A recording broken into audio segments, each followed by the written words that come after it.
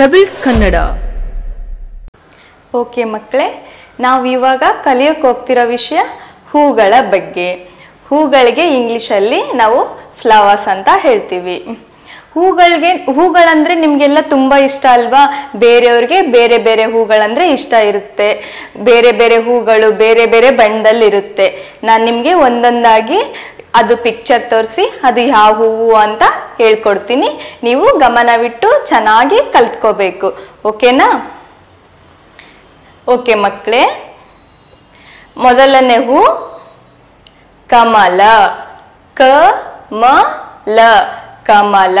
ಇದಕ್ಕೆ ನಾವು ಇಂಗ್ಲಿಷಲ್ಲಿ ಲೋಟಸ್ ಅಂತ ಹೇಳ್ತೀವಿ. ಕಮಲದ ಹೂವು ಎಲ್ಲಿ ನೋಡಿರ್ತೀರಾ? ಕಮಲದ ಹೂವು ಕೆಸರಲ್ಲಿ ಬೆಳೆಯುತ್ತೆ. ಅದು ನಾರ್ಮಲ್ ನೆಲದಲ್ಲೆಲ್ಲ ಬೆಳೆಯಲ್ಲ, ಕೆಸರಲ್ಲಿರುತ್ತೆ ಹೆಚ್ಚಾಗಿ. ಕಮಲದ ಹೂವು ಕೂಡ ಬೇರೆ ಬೇರೆ ಬಣ್ಣದಲ್ಲಿರುತ್ತೆ. ನಮಗೆ ಪಿಂಕ್ ಮತ್ತೆ ವೈಟ್ ಕಲರಲ್ಲಿ ಸಿಗುತ್ತೆ ಕಮಲದ ಹೂವು. ನಾವು ಕಮಲದ ಹೂವಿಗೆ ತಾವರೆ ಹೂಗುಡ ಅಂತ ಹೇಳ್ತೀವಿ. ಮತ್ತೆ ಕಮಲದ ಹೂವು ನಮ್ಮ ರಾಷ್ಟ್ರ ಪುಷ್ಪ. ಅದು ನಮ್ಮ ರಾಷ್ಟ್ರ ಹೂ, ನ್ಯಾಷನಲ್ ಫ್ಲವರ್. ಓಕೆ, ಮತ್ತೆ ನೀವು ಕಮಲ ಎಲ್ಲಿ ನೋಡಿರ್ತೀರಾ? ದೇವ್ರ ಫೋಟೋಗಳು ನೋಡಿದ್ದೀರಾ? ದೇವ್ರುಗಳು ಹೆಚ್ಚಾಗಿ ಕಮಲದ ಹೂ ಮೇಲೆ ಕೂತಿರೋ ಥರ ಫೋಟೋ ಇರುತ್ತೆ ಅಲ್ವಾ? ನಿಮಗೆ ಕಮಲದ ಹೂ ಯಾವುದು ಅಂತ ಗೊತ್ತಾಯ್ತಾ?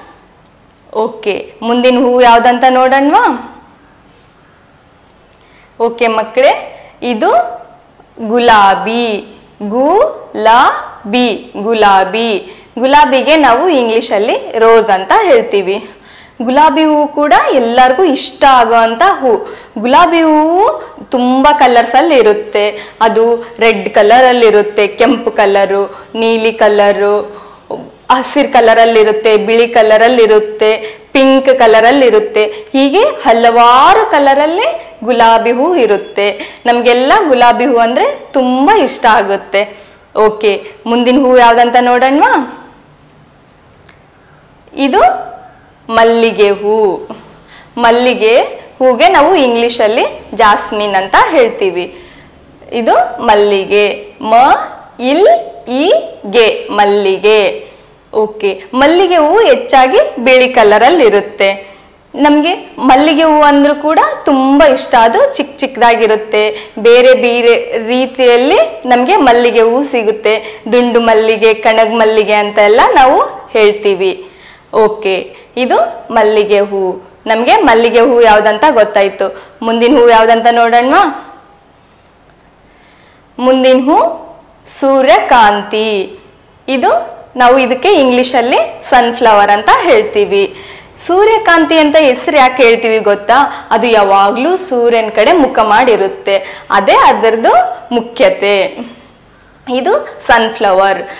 ನಾವು ಸೂರ್ಯಕಾಂತಿನ ಹಳದಿ ಬಣ್ಣದಲ್ಲಿ ನೋಡ್ತೀವಿ. ಮಧ್ಯೆ ಕಪ್ಪು ಕಪ್ಪದು ಬೀಜಗಳಿರುತ್ತೆ. ಇದು ಸೂರ್ಯಕಾಂತಿ. ನಿಮಗೆ ಸೂರ್ಯಕಾಂತಿ ಯಾವುದಂತ ಗೊತ್ತಾಯ್ತಲ್ವಾ? ಮುಂದಿನ ಹೂ ಯಾವುದಂತ ನೋಡೋಣವಾ? ಓಕೆ ಮಕ್ಕಳೇ, ನಾವು ಇವಾಗ ಇನ್ನೊಂದು ಹೂ ನೋಡೋಣವಾ? ಇಲ್ಲಿ ನೋಡಿ, ಇದು ದಾಸವಾಳ. ದಾಸವಾಳ, ದಾಸವಾಳ ಹೂ. ಇದಕ್ಕೆ ನಾವು ಇಂಗ್ಲಿಷಲ್ಲಿ ಹೈಬಿಸ್ಕಸ್ ಅಂತ ಹೇಳ್ತೀವಿ. ದಾಸವಾಳ ಹೂವಿಂದ ತುಂಬ ಉಪಯೋಗ ಇದೆ. ಅದನ್ನ ನಾವು ಎಣ್ಣೆ, ನಮ್ಮ ತಲೆಗೆ ಹಚ್ಕೊಳ್ಳೋ ಕೊಬ್ಬರಿ ಎಣ್ಣೆಯಲ್ಲಿ ಹಾಕಿ ಪೌಡರ್ ಮಾಡಿ ಹಾಕಿ ತಲೆಗೆ ಹಚ್ಕೊಳ್ಳೋದ್ರಿಂದ ನಮ್ಮ ಕೂದಲು ತುಂಬ ಚೆನ್ನಾಗಿ ಕಾಣಿಸ್ತವೆ. ಶೈನಿಂಗ್ ಎಲ್ಲ ಬರುತ್ತೆ ಕೂದಲಕ್ಕೆ. ಮತ್ತು ದಾಸವಾಳದಲ್ಲಿ ಬೇರೆ ಬೇರೆ ಬಣ್ಣದಲ್ಲಿ ಇರುತ್ತೆ. ಕೆಂಪು ಬಣ್ಣ ಇರುತ್ತೆ, ಆಮೇಲೆ ಬಿಳಿ ದಾಸವಾಳ ಅಂತ ಕೇಳಿರ್ತೀರಾ. ಬಿಳಿ ದಾಸವಾಳನ ನಾವು ಆರೋಗ್ಯ ಸಲುವಾಗಿ ಕೂಡ ಉಪಯೋಗಿಸ್ತೀವಿ. ಕೆಲವೊಂದು ಔಷಧಿಯಾಗಿ ಕೆಲವೊಬ್ರು ಅದನ್ನ ಕೊಡ್ತಾರೆ. ಇದು ನಮಗೆ ದಾಸವಾಳದ ಬಗ್ಗೆ ಗೊತ್ತಾಯ್ತು. ಇನ್ನೊಂದು ಹೂ ನೋಡೋಣವಾ? ಇದು ಚೆಂಡು ಹೂ. ಹೂ, ಚೆಂಡು ಹೂ. ಇದಕ್ಕೆ ನಾವು ಇಂಗ್ಲಿಷಲ್ಲಿ ಮ್ಯಾರಿಗೋಲ್ಡ್ ಅಂತ ಹೇಳ್ತೀವಿ. ಇದು ತುಂಬ ಬೇರೆ ಬೇರೆ ಬಣ್ಣದಲ್ಲಿ ಇರುತ್ತೆ. ಇದನ್ನ ನಾವು ಹೆಚ್ಚಾಗಿ ಅಲಂಕಾರ ಮಾಡೋದಕ್ಕೆ ಉಪಯೋಗಿಸ್ತೀವಿ. ದೀಪಾವಳಿ ಸಮಯದಲ್ಲಿ, ದೀಪಾವಳಿ ಹಬ್ಬದ ಟೈಮಲ್ಲಿ ನಾವು ಮನೆಯಲ್ಲೆಲ್ಲ ಸುತ್ತಮುತ್ತ ನಮ್ಮ ಬಾಗಿಲಿಗೆಲ್ಲ ಈ ಹೂವಿನ ಮಾಲೆ ಮಾಡಿ ಹಾಕಿರ್ತೀವಿ. ಇದು ಹೆಚ್ಚಾಗಿ ಹಳದಿ ಕಲರು, ಬೇರೆ ಕೆಂಪು ಕಲರು, ಆರೆಂಜ್ ಕಲರು, ಬೇರೆ ಬೇರೆ ಬಣ್ಣದಲ್ಲಿ ಹಲವಾರು ರೀತಿಯಲ್ಲಿ ಇರುತ್ತೆ. ನಮ್ಗಿವಾಗ ಚೆಂಡು ಹೂ ಬಗ್ಗೆ ಗೊತ್ತಾಯ್ತು. ಮುಂದಿನ ಹೂ ಯಾವ್ದಂತ ನೋಡೋಣ. ಮುಂದಿನ ಹೂ ಕನಕಾಂಬರ. ಕ ನ ಕ ಅಂ ಬ ರ ಕನಕಾಂಬರ. ಇದು ಆರೆಂಜ್ ಕಲರ್ ಅಲ್ಲಿರೋ ಚಿಕ್ಕ ಹೂ. ಕನಕಾಂಬರ ಅಂದ್ರೂ ಕೂಡ ಎಲ್ಲರಿಗೂ ತುಂಬಾ ಇಷ್ಟ. ನಾವು ತಲೆಯಲ್ಲಿ ಕೂಡ ಮುಡಿಯುವಂತ ಹೂ ಅದು.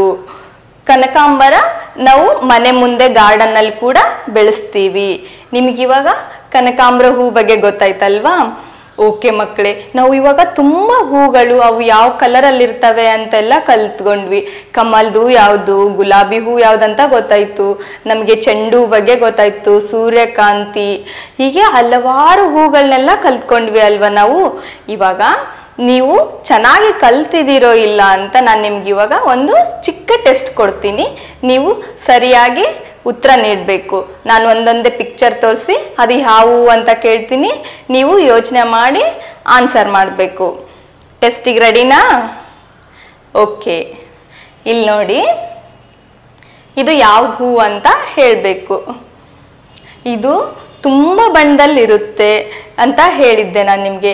ಇದು ಯಾವ ಹೂ ಅಂತ ಹೇಳಿ ಯೋಚನೆ ಮಾಡಿ ಸರಿಯಾಗಿ ಉತ್ತರ ನೀಡಬೇಕು. ಗುಡ್, ಇದು ಗುಲಾಬಿ ಹೂ. ಇದಕ್ಕೆ ರೋಸ್ ಅಂತ ಹೇಳ್ತೀವಿ. ಮುಂದಿನ ಹೂ ಯಾವ್ದಂತ ನೋಡೋಣ. ಇಲ್ಲಿ ಗಮನವಿಟ್ಟು ನೋಡಿ ಹೇಳಬೇಕು ಮಕ್ಕಳೇ. ಇದು ಯಾವುದು ಹೇಳಿ? ಇದು ನಮ್ಮ ರಾಷ್ಟ್ರ ಪುಷ್ಪ ಅಂತ ಕೂಡ ಹೇಳಿದ್ದೆ ನಾನು ನಿಮಗೆ. Very good. ಇದು ಕಮಲದ ಹೂ.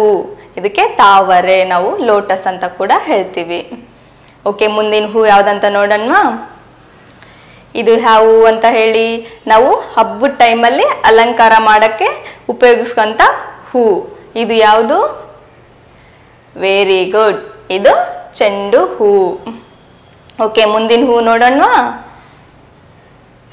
ಇದು ಯಾವುದು ಅಂತ ಸರಿಯಾಗಿ ನೋಡಿ ಹೇಳಿ ಮಕ್ಕಳೇ. ಇದು ಯಾವಾಗ್ಲೂ ಸೂರ್ಯನ್ಗೆ ಮುಖ ಮಾಡಿರುತ್ತೆ. ಸೂರ್ಯ ಯಾವ ಕಡೆ ತಿರುಗುತ್ತೆ ಆ ಕಡೆ ಇದು ಕೂಡ ತಿರುಗುತ್ತಿರುತ್ತೆ. ಯಾವುದು ಹೇಳಿ? ಗುಡ್, ಇದು ಸೂರ್ಯಕಾಂತಿ. ಮತ್ತೆ ಮುಂದಿನ ಹೂ ನೋಡೋಣ. ಇದು ಯಾವುದು ಅಂತ ಹೇಳಿ? ಬಿಳಿ ಕಲರ್ ಅಲ್ಲಿ ಇರುತ್ತೆ ಅಂತ ಹೇಳಿದ್ದೆ. ಗುಡ್, ಇದು ಮಲ್ಲಿಗೆ ಹೂ.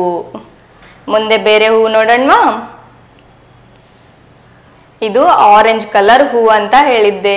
ಇದು ಯಾವುದು ಅಂತ ಯೋಚನೆ ಮಾಡಿ ಹೇಳಿ ಮಕ್ಕಳೇ. ಗುಡ್, ಇದು ಕನಕಾಂಬರ. ಮತ್ತೆ ಬೇರೆ ಹೂ ನೋಡೋಣವಾ. ಇಲ್ಲಿ ನೋಡಿ, ಗಮನವಿಟ್ಟು ನೋಡಿ ಹೇಳಿ ಇದು ಯಾವ ಹೂವು ಅಂತ.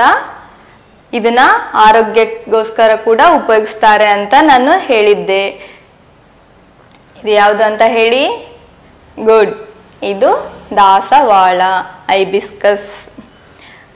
ಓಕೆ ಮಕ್ಕಳೇ, ನೀವು ಎಲ್ಲರೂ ಇವಾಗ ಹೂಗಳ ಬಗ್ಗೆ ತಿಳ್ಕೊಂಡ್ರಿ. ನಾನು ಕೇಳಿದ ಪ್ರಶ್ನೆಗೆಲ್ಲ ಎಲ್ಲರೂ ಸರಿಯಾಗಿ ಉತ್ತರ ನೀಡಿದ್ದೀರಾ. ನಮಗೆ ಯಾವ್ಯಾವ ಹೂವು ಯಾವ್ಯಾವ ಬಣ್ಣದಲ್ಲಿರುತ್ತೆ, ಎಲ್ಲಿರುತ್ತೆ ಅಂತ ಗೊತ್ತಾಯ್ತಲ್ವಾ? ಗುಡ್. ಪೆಬಲ್ಸ್ ಕನ್ನಡ